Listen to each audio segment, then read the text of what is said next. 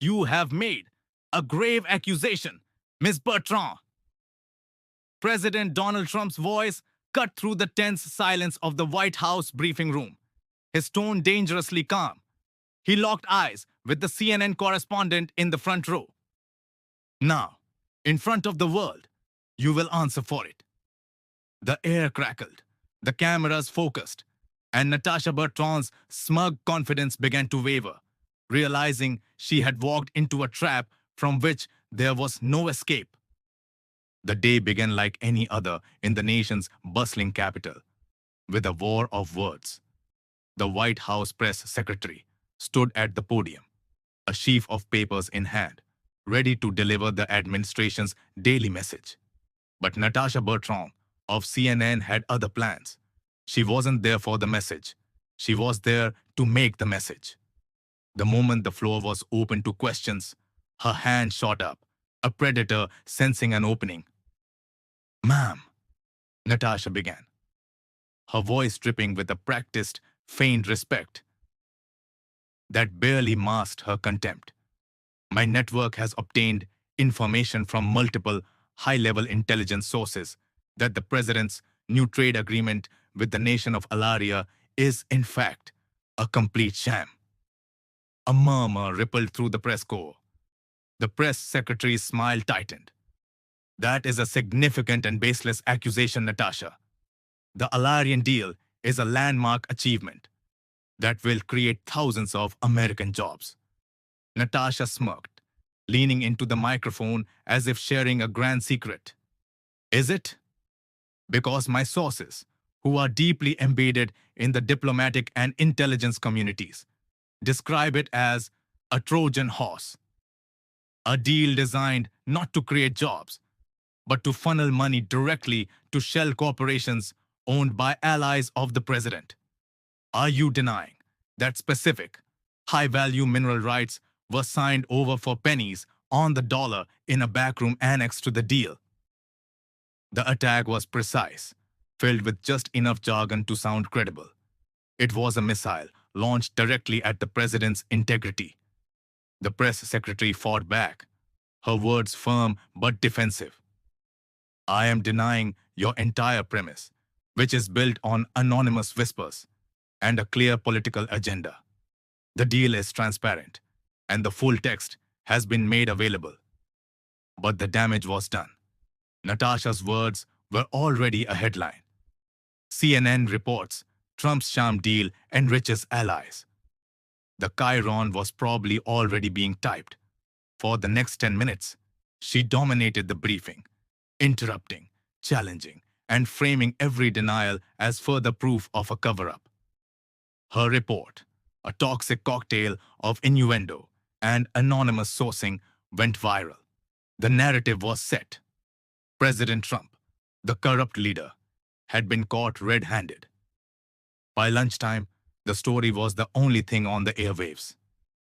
Pundits dissected every loaded word Bertrand had uttered. The president, however, was silent. The White House issued no formal statement, no angry rebuttal.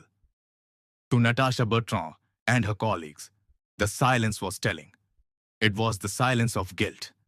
They had him.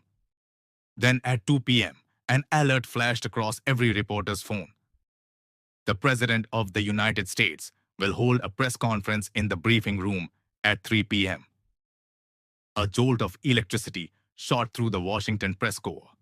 This was it. The president was on the ropes and coming out swinging. Natasha Bertrand felt a surge of adrenaline. She had provoked the lion out of his den. She took her seat in the front row, right in the center, her notebook open, her pen poised. She was ready for a fight. She had no idea she was walking into an execution. At precisely 3 p.m., the door opened, and President Donald Trump walked to the podium. He didn't look angry. He didn't look rattled. He looked calm, powerful, and utterly in control. He surveyed the room, his gaze sweeping over the assembled journalists before landing, with unnerving focus, on Natasha Bertrand. Good afternoon, he began, his voice resonant and clear. I'm sure You're all expecting a statement, a denial, perhaps a bit of anger. He paused, letting the anticipation build. But today is not about me. It's about the truth.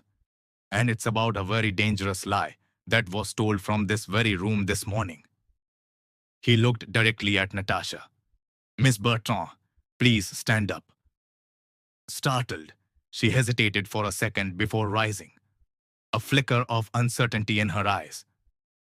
This morning, the president continued, his voice like steel. You accused my administration and me personally of corruption. You claimed, citing high-level intelligence sources, that a trade deal meant to help the American people was a sham. You told the world it was designed to enrich my friends. Those are very serious charges. Do you stand by your reporting, Miss Bertrand? This was her moment. In front of every camera, she had to show her strength. I do, Mr. President. My sources are impeccable, and my reporting is accurate. The arrogance was back in her voice. Impeccable, Trump repeated, nodding slowly. Good. I'm glad you're so confident. He gestured to the large screens on either side of the podium. You mentioned two sources specifically. You didn't name them, of course. You called them a senior diplomatic official and an intelligence officer with direct knowledge of the negotiations. Is that correct? My sources are anonymous, Mr. President, she said, a hint of desperation creeping in. Oh, I know, Trump said with a thin smile. But they're not anonymous to me. An image flashed on the screen. It was a picture of a man. This is Mark Galloway, the president announced, fired from the State Department 6 months ago for leaking classified information to the press. A man with a documented history of insubordination and a very public grudge against my administration. Is this your senior diplomatic official, Miss Bertrand? Natasha's face went pale. She stood frozen, her mouth slightly agape. Another picture appeared on the screen. And this, Trump said, his voice hardening, is Julia Vinson, a mid-level analyst who was removed from the Alarian negotiation team after she was caught attempting to illegally record a private briefing. She was never disciplined publicly to avoid a scandal. We allowed her to resign quietly. Is this your intelligence officer with direct knowledge? The room was utterly silent. The other journalists were staring, not at the president, but at Natasha Bertrand, who looked as if the floor had just vanished from beneath her feet. Your impeccable sources, Miss Bertrand, Trump declared, his voice rising with righteous indignation, are two disgruntled former employees with a clear and provable vendetta. They didn't just lie to you. You chose to believe them because their lies fit your network's hateful narrative. You didn't vet. You didn't verify. You simply took their poison and injected it into the veins of this country. He wasn't finished, but don't take my word for it. He nodded to his staff. This morning, after your malicious report aired, I made a phone call. Not to my lawyers, not to my staff. I called President Nkumo of Alaria. I told him what you and your network had accused us of. He was appalled. He was insulted. And he and his trade delegation offered to clear the air. The screens flickered to life. It was a live video feed from the Alarian capital. President Nkumo sat at a stately desk, flanked by his top trade ministers. Mr. President, Nkumo said, his voice rich with dignity. It is an honor to address the American people. I want to be unequivocally clear. The report that aired on CNN this morning is a disgusting fabrication. It is an insult to my nation and to the integrity of your president. He held up a copy of the trade agreement. This deal is the greatest economic opportunity in my country's history. President Trump fought for the American worker with tremendous strength, and we fought for the Alarian people. The result was a tough, fair, and completely transparent agreement that will benefit us both for generations. There were no backroom deals. There were no secret annexes. To suggest otherwise is a malicious lie. One by one, his trade ministers spoke, each of them signing a sworn affidavit on camera, testifying to the deal's fairness and integrity.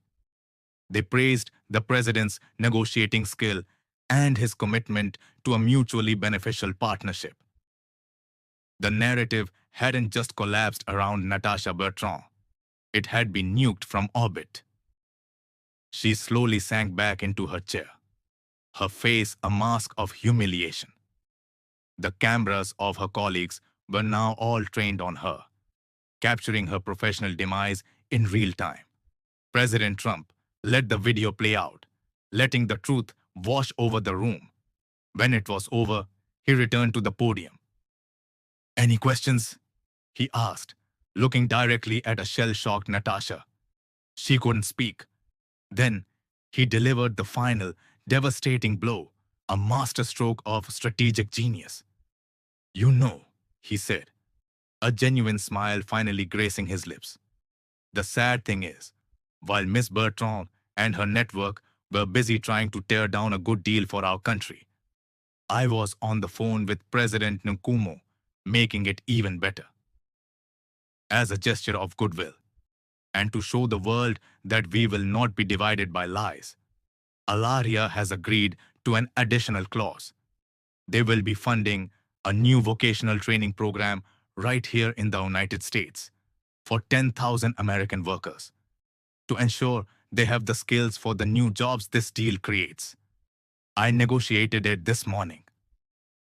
A wave of stunned applause broke out from some corners of the room. He had not only defended himself, he had turned his enemy's attack into a tangible victory for the American people. He had proven his leadership, his strength, and his unwavering focus on results. He looked one last time at the wreckage of Natasha Bertrand's career in the front row. "That," he said, his voice filled with the power of a battle decisively won, "is how you make a deal. That is how you put America first." He turned and walked out of the room, leaving behind a shattered narrative and a stark lesson for all who had witnessed it. You do not bring a lie to a fight with the truth. Now that the story is told, what do you think was the most powerful moment in President Trump's defense? Let us know your thoughts. And if you enjoy stories of truth and strategy, be sure to subscribe for more.